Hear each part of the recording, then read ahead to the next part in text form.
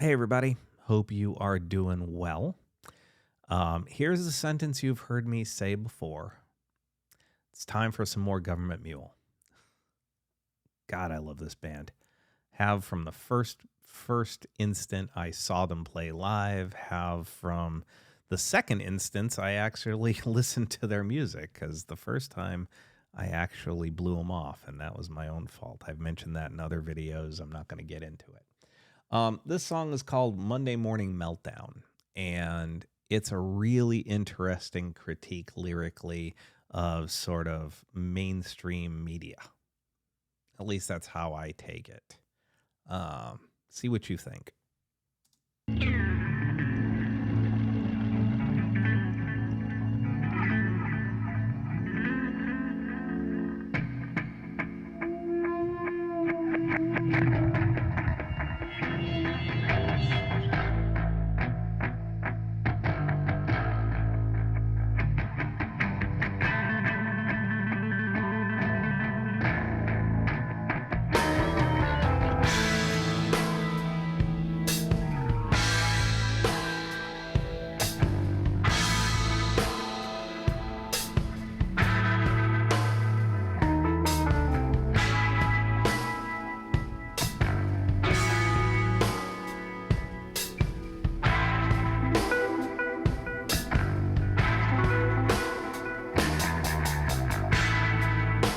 Fear grows in Brooklyn, bitterness in Oakland. Guess there's nothing you can do.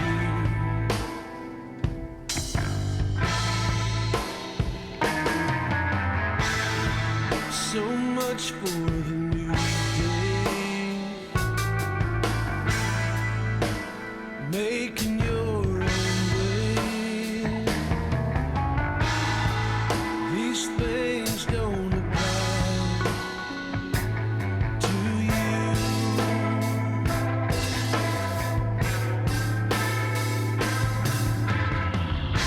Shame on you for fooling me. Shame on me for believing. Who'd have thought your Patriot Act could be so damn deceiving? What's happened to you? Is it all a part of your Monday morning meltdown?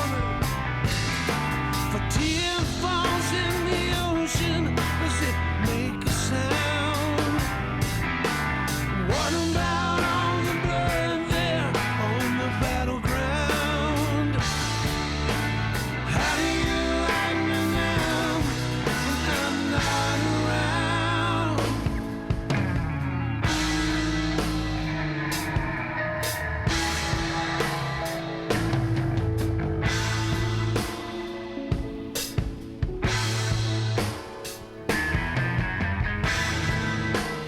Looking backwards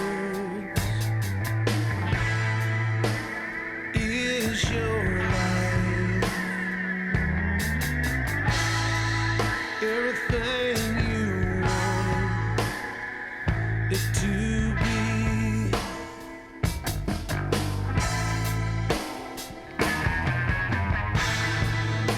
But looks will only take you so far. Do your patronize let you see?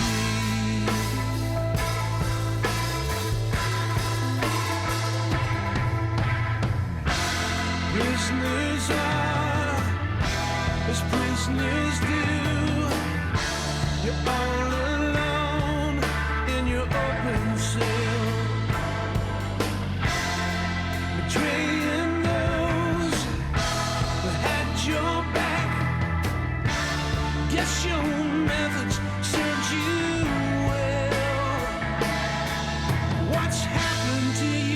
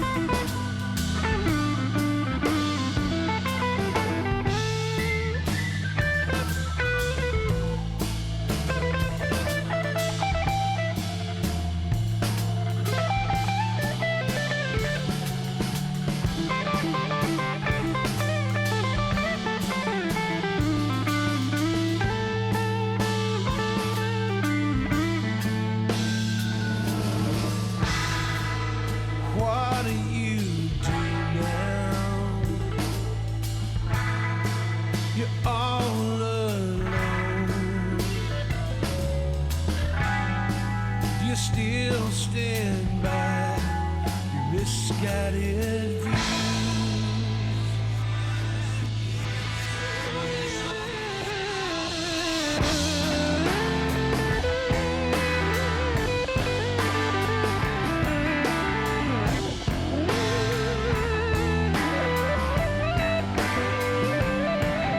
Is it all a part of your Monday morning meltdown? For tear falls in the ocean, does it make a sound? And what about all the blood there on the battleground? How do you like me now when I'm not around? How do you like me now when I'm not around?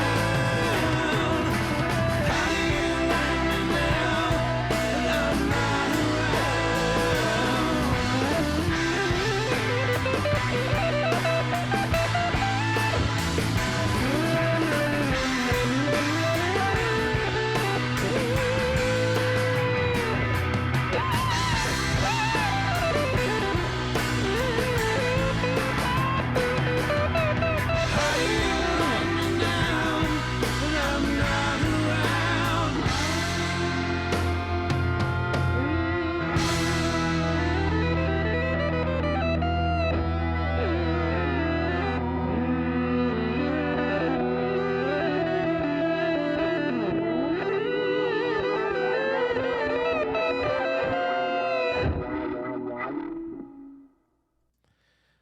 First, let's say really interesting use of effects in this particular track, from the bass intro with the deep reverbed slapback delay effect on the bass part to the reverse delayed parts that are being played by Warren, or the reverse reverb parts that are being played by Warren in a lot of the solo areas and riffing.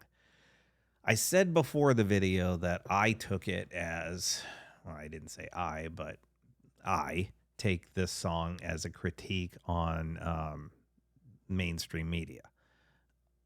It could just as easily be taken as a criticism of the top 1%, the millionaire class, the rich people.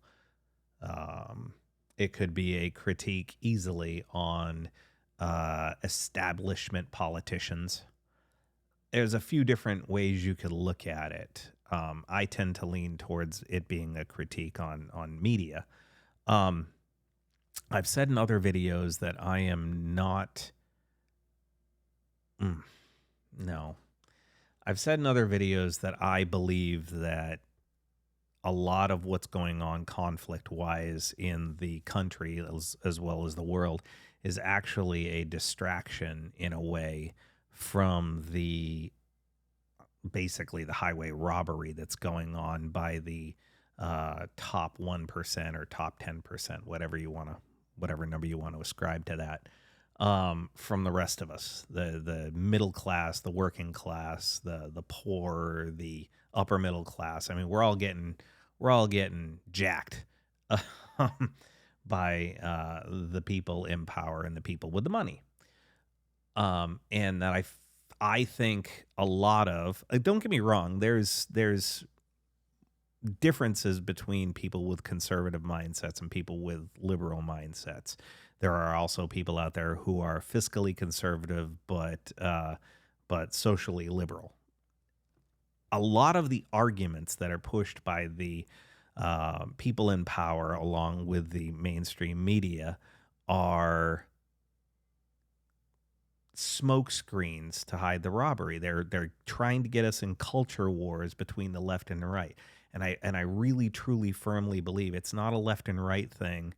If people would just pay attention, if people would just look through the looking glass and actually realize that the blue camp and the red camp, the conservative and the liberal camp, the right and left, whatever, they have a hell of a lot more in common with one another than the average citizen has with the top 1%, the CEO class. But the CEO class owns the corporations, that bribe the politicians, that control the media narrative, that put the information out there, that people fall victim to falling into the conflict that is created by the smokescreen. So when I sit here and say that this is a critique of the mainstream media, there are lines in there that make me think that. Go back and listen to it. I'm not going to tell you which lines really make me ascribe to that.